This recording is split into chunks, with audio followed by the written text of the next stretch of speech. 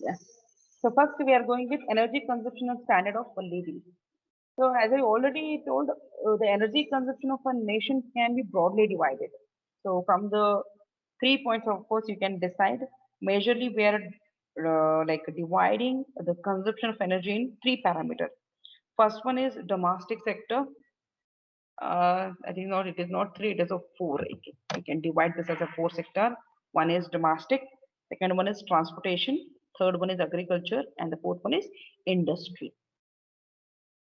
Means worldwide. It is not like only for India or only for Karnataka we are dividing this. If somebody asks you what is the total energy consumption happening in a day-to-day life, and without that how you cannot survive. So if somebody asks you if that is the case, and you can divide the system as four sectors. One is domestic, regular, transportation, agriculture, and industry. So consumption of large amount of energy in a country will indicate this four parameter. Like if you do survey, and if you take the criteria basis, overall consumption, like somebody says, yes, sir, I need it for house, I need it for school, I need it for college, I need it for small industry, I need it for my transportation because the train and all where we are using electrical energy, you don't connect to the transmission lines to that, but your machines will be there, then they will going to generate the electricity, the lighting purpose, fan purpose, and all you can see it in like the transportation and agriculture. So your power usage will be different for agricultural cycle, like three-phase supply. In that, as I said, it will be divided for shift, morning shift, evening shift, afternoon shift, like that. And industry sector, it will be comes under highest range of 11 kVA scale, 440. Regularly, three-phase systems will be used. Domestic means single-phase system. Transportation, single-phase. Agriculture, single-phase plus three-phase. So, taking an overall opinion, it will be divided as a four conditions. Like a transportation facility, agriculture, industry, everywhere when you consider the production parameters, the energy consumption will be always high. So we can divide 100% as 25, 25, 25 and 25. So but usually domestic will be major. Then these energy consumptions are very much required for a better life us. So transportation is required for us, domestic is required, industry is required. Agriculture, the people who are doing farming and all, without agriculture, I don't think so we can get a food to eat. So it is equally distributed. So energy consumption will be divided with respect to the usage for a betterment of a life. So I think I forgot to give you the table here. Energy consumption in different countries. We have to consider like as per the calendar they are given from 2003. What was the consumption? But now we are in 2021. Definitely, it is more than the actual table which is given here. So they are given different countries like USA, Japan, France, UK, China, and India. So total annual energy consumption and per capita annual energy consumption. So normally USA will take the highest place, that is 99.6, Japan is 21.5, France is 12.1, UK 9.9, China 62.2, and India is 23.8. Means total energy consumption which is required. Of course, it is completely depend upon the people who are present in the country also. So like low total count of a people close together we are there, but USA 96 90, because the technology how much you are using, how much you are adaptable to the system, that makes your highest consumption. So present like in the total calculation, if you take USA, Japan, France, so many other countries also existing, but some survey has been done for a primary energy consumption, that is USA will go for 99.6. So similarly, total energy consumption of the world will be totally, if you consider what is the total energy consumption is required is 500 extra joules.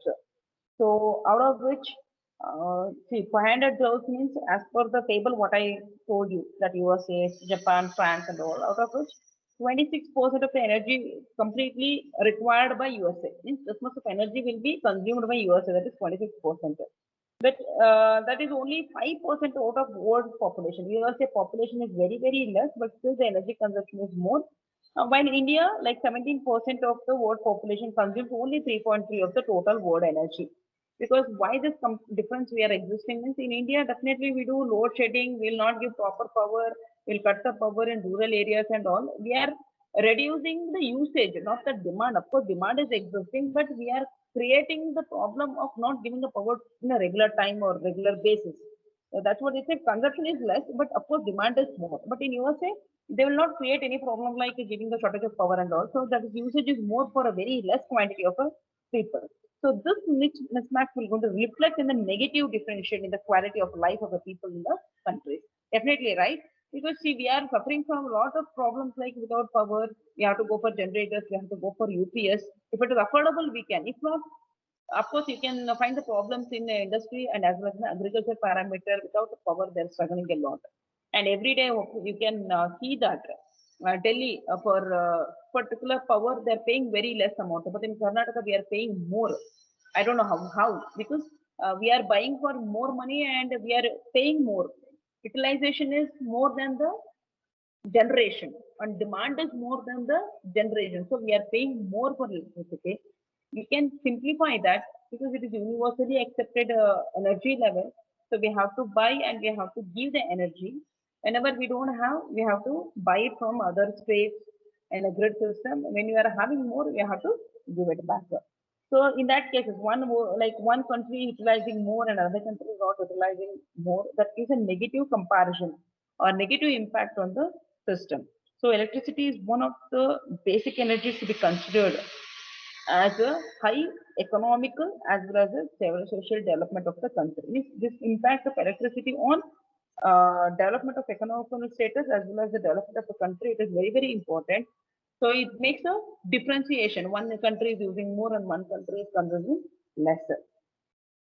So 2007, they given the per capita electrical energy consumption in USA is 12,133 kilowatt hour, but India is 702 kilowatt hour. But still we can find that there's so much difference. This is for 2007, but now we are in 2021. But if you find the comparison, definitely USA leads the India energy consumption. Next is classification of energy sources. We need to find out, right? Major. This is very important question, Mr. Sudesh. So classification of energy sources, if possible, please note down this. On what basis? Because energy sources are available, but on what basis we are getting it? So energy resources, you can classify it. First one is based on usability of energy. First one is what? Based on usability of energy. So in that again, we are going to get three separate segments. One is primary resources, intermediate resources, and secondary resources. What exactly these primary resources? So these are the resources which are embedded in nature prior to the undergoing any human-made conservation or transformation. Primarily direct sources which are available. Which are the direct sources we are getting it as an energy? First example, I'll give you coal, crude oil, sunlight, wind, river, and waste from like vegetables and all, and of course uranium. These are all like direct energy sources available directly. We are not making any changes in that. Direct solar is a direct source, wind is a direct source, water is a direct source, crude oil is a direct source. So these resources are generally available in raw forms. And because of that reason, which are available in the raw forms, because of that reason, we say it as a raw energy resources or a primary energy resources. But the major problem is that you cannot use this directly. Water, if you see river, is it possible to use it as electrical energy? If you see solar, is it possible to use? So that sources should be taken up and we have to extract, we have to process, we have to convert to the required form in the sense usable form to the consumer. So in that case, what happens? Some energy will be spent in making the resources available to the user in an unable form. So you can take that as a energy yield ratio. Energy yield ratio has been given as energy received from raw energy source to the energy spent to obtain the raw energy source. Because crude oil and all you have to extract. So you are obtaining the raw material. You are spending some energy, is it? And after getting that, how much energy can be converted as a useful energy? That will give you the yield of the energy from the primary source. So only resources for which the energy yield ratio is fairly high are considered worth of exploration. So many raw materials like raw sources are available, but extracting raw sources will take some energy. And from that resources, if you are getting some output, and in that you are going to evaluate, is it efficient? Is it reaching the maximum point? Can I use it? Can I work for making the system again and again? So that you're going to consider, you're going to explore and finalize that, okay, the system can be utilized. Second one is intermediate resources. Intermediate means like these are obtained from the primary energy by one or more steps of transformation. Because as we say, crude oil should be extracted and that crude oil cannot be used as a source. Again, we need to use so many components for converting the crude oil into some energy. So transformation we are doing right in stage by stage, stage by stage. In that, any mid stage or second stage or third stage of form of transformation will be utilized for getting the energy. Like that energy can be utilized for vehicles of energy. Like normally, if we take an example, like generating electricity by humps. In humps, due to the push-ups from the car or bike, we're going to generate the electricity. How many times it will going to press that hump area? So that much of energy will be pumped in the system.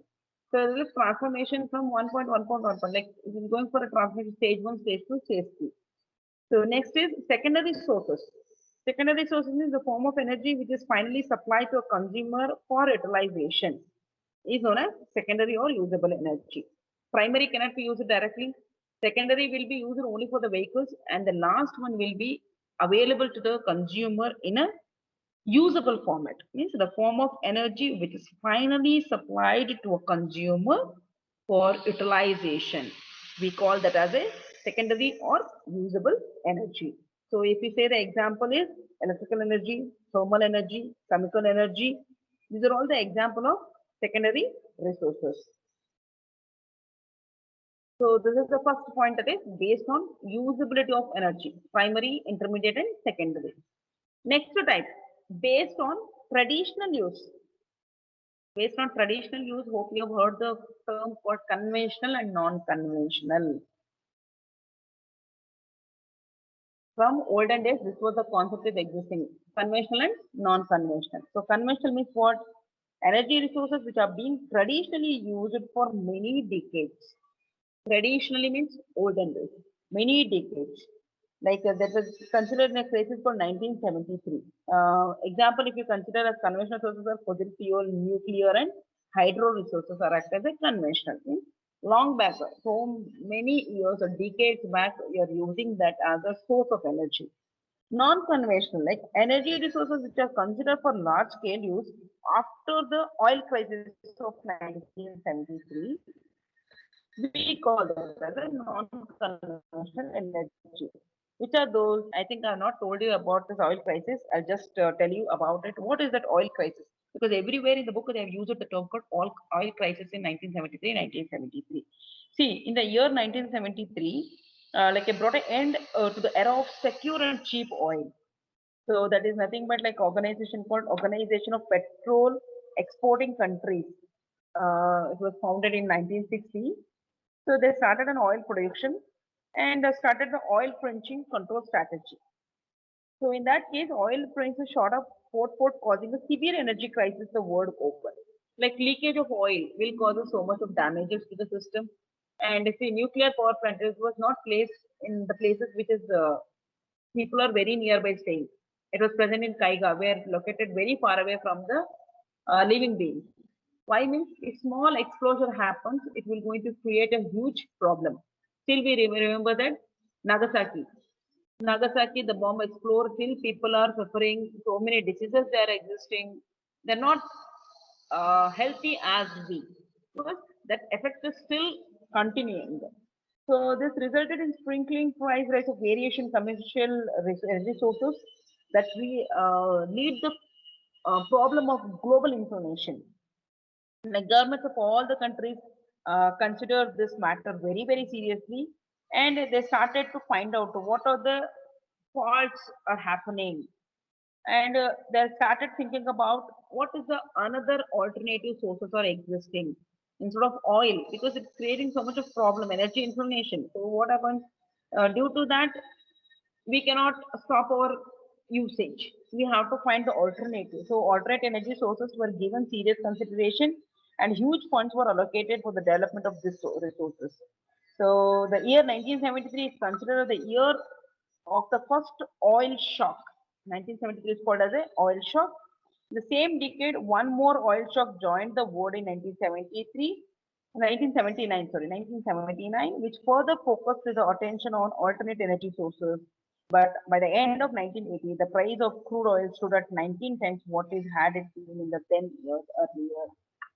Means every time this oil shock is creating a problem, and just a span of 7 years. You can consider 1960 as the startup, right? You can consider a span of 15 to 20 years. The price has been increased 19 to 20 times more than the regular value. So that's what it is. They said the oil crisis we are finding further. So it means before that, whatever is there, that is conventional.